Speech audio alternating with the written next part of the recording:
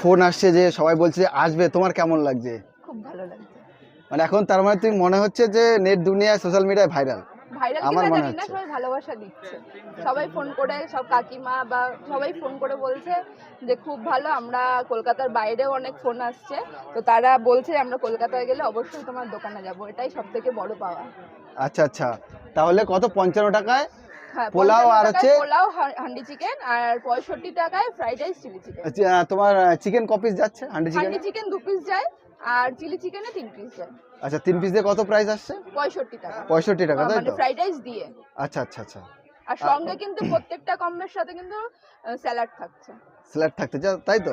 আচ্ছা, দোকানটা খোলার টাইমিং কি আছে? 1টা থেকে রাত 10টা। রাত 10টা। তার ভেতরে যখন আসবে তখন কি পাবে? না, তখন পাবে না, একটু তাড়াতাড়ি সন্ধ্যার আগে আগে আসলে আইটেমটা পাবে। যেরকম আজকে আমি বুঝতে পারিনি, তাই আমি ঘন্টা খানিক এসছি, তার মধ্যে এখন সব শেষ।